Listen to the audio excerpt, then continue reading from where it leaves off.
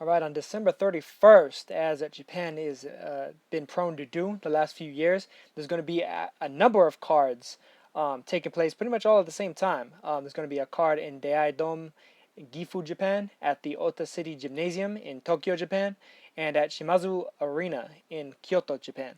The one I'm going to be talking about is the one that's taking place in Gifu, Japan, between which features a headlining fight for the vacant WBO light flyweight championship of the world between Moises Fuentes, former WBO strawweight champion, and Kosei Tanaka, another former WBO strawweight champion. Both held the belts at separate times and have both proven quite a bit.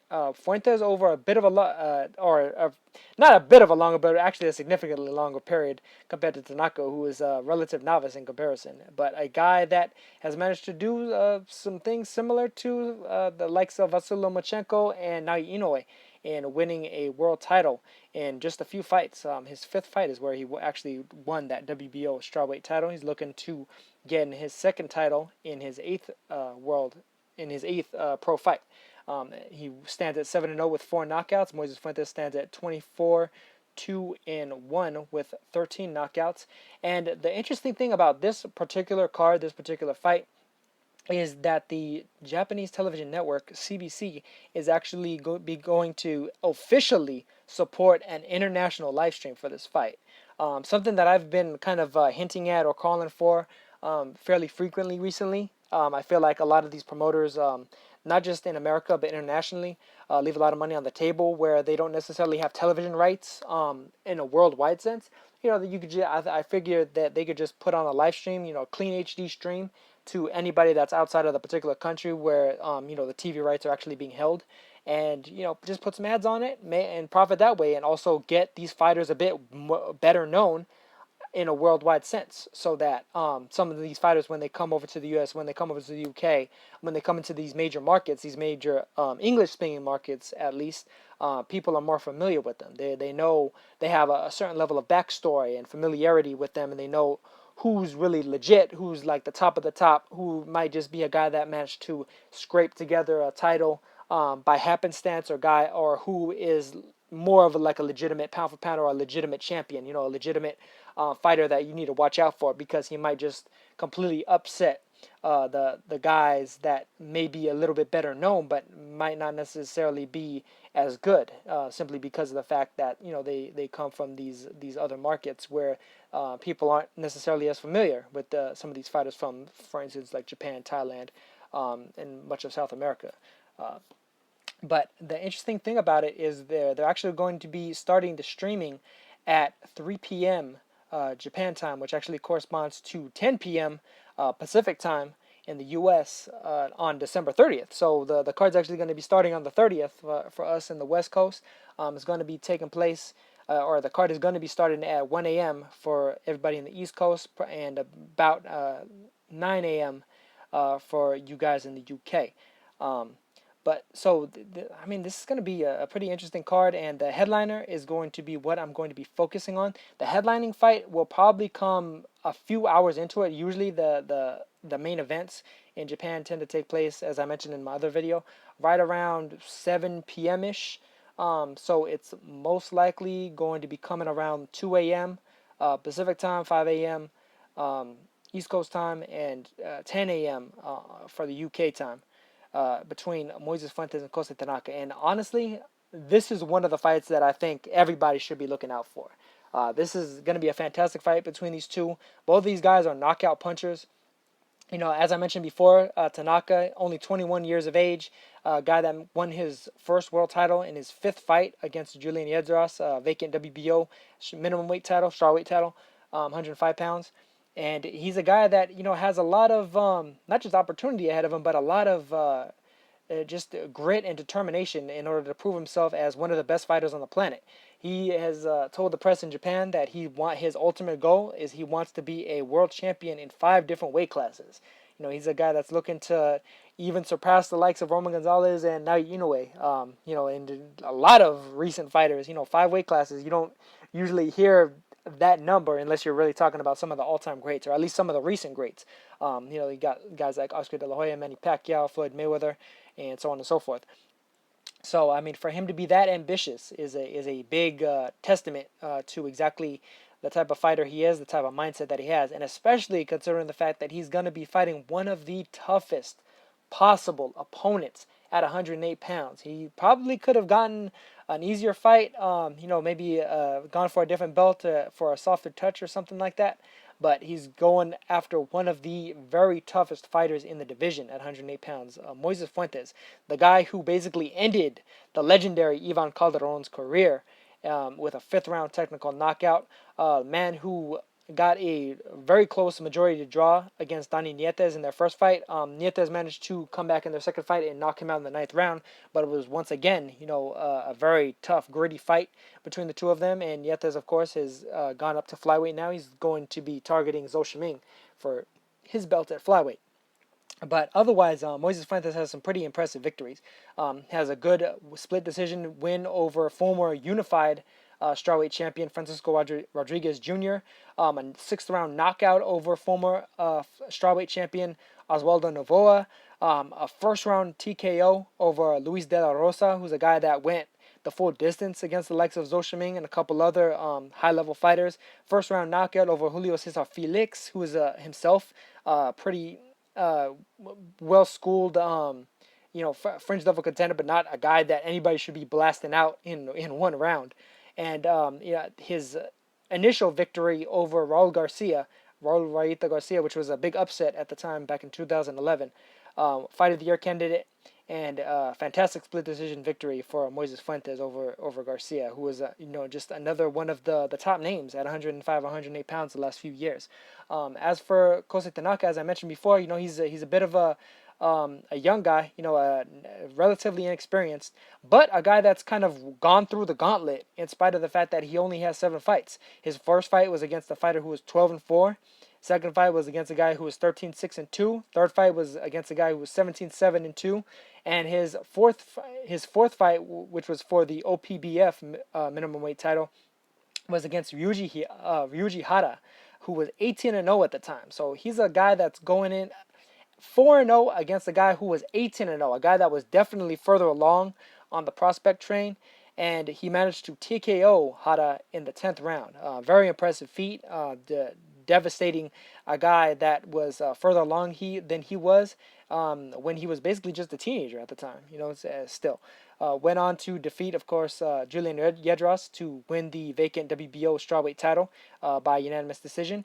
And then since then, he's made one defense of that title against Vic Saludar in what was a 6th round knockout, and a bit of a come from behind knockout as well. Saludar was actually winning the fight. He was up in the fight because he had actually dropped Tanaka in the 5th round. And then Tanaka basically laid Saludar down, laid him pretty much on his stomach with a mean body shot in the 6th round. Took him out with that single shot, showing that he has brutal one-shot power, especially to the body. And he did something fairly similar against Rene Patalano at what was essentially a catchweight bout, held at the flyweight division, but he weighed 110.25 pounds for it. So, he is a little bit big for the division, 5'4.5", possibly inching closer to 5'5". But once again, Moises Fuentes is a very tough opponent, considering the fact that he's actually 5'6" and actually has a couple inches in reach on Kosei Tanaka as well. So in spite of the fact that Tanaka is actually pretty large, pretty tall for 105 and 108 pounds, Moises Fuentes is actually even taller and broader than he is. He's got a longer reach. So, and he's every bit the same level of puncher that Kosei Tanaka is. And personally, and I've said it recently in a couple of different previews that I've done on a couple of different podcasts and hangouts and what have you, that I actually favor Moises Fuentes in this fight. I think that he's just the better schooled, has more experienced boxer. But I can't necessarily count Kosei Tanaka out. He's a guy that showed brutal one-shot power of his own, a guy that is willing to go through the fire in order to knock you out. And he's just a tough, gritty, tough as nails fighter in there. So it's entirely possible that Fuentes could be schooling him. He could be beating Kosei Tanaka's ass, and Tanaka only really needs one shot, whether it's to the body or to the chin. Moises Fuentes has shown a pretty good chin, though, so I doubt it would come to that. But I could very easily see a body attack taking Fuentes out if it's going to be Tanaka, who is the victor. Otherwise, though, I think that Fuentes overall is the better boxer. the better schooled fighter, significantly more experienced, 31 years old, as well as having close to 30 fights under his belt and a number of world title fights. As I mentioned all the names earlier, number of world titleists that he's fought: Ivan Calderon, Raul Garcia, Dani Nietes, Osvaldo Novoa, Francisco Rodriguez. It's a pretty good bevy of high-level names. But Tanaka, as I said before, he's going for the gusto. He's a very ambitious young fighter, and if he was to defeat Fuentes, that stamps his name in the 108-pound division in a major way. In spite of the fact that the division is pretty top heavy at the moment. You got Ryoichi Taguchi, who's currently I consider the best fighter in the division. Ganigan Lopez and Pedro Guevara, who are pretty much nipping at Taguchi's heels. Moises Fuentes, of course, who is probably one of the more proven fighters at the division, considering the number of names that he's fought. And Akira Higashi, who of course is another well-proven name of the division, but a guy who ranks just slightly lower simply because of the fact that Pedro Guevara still exists in that division, and Guevara did conclusively defeat Higashi with the 7th round TKO that he managed to score over him.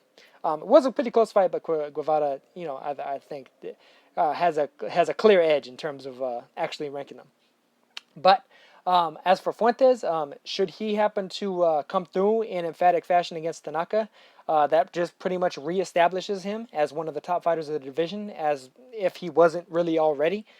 He certainly is. I'd give him a 50-50 shot against pretty much anybody and everybody in the division, especially somebody like Taguchi, who isn't necessarily used to fighting a guy that's the same height as him with the same reach as he has, the way that Fuentes does. And Fuentes, as I mentioned before, has some big early power of his own. He's managed to light up a couple of guys that are normally very durable in the first round of their fights. Nasty left hook and a very clean straight right hand down the middle. So this is going to be a really fun fight to watch.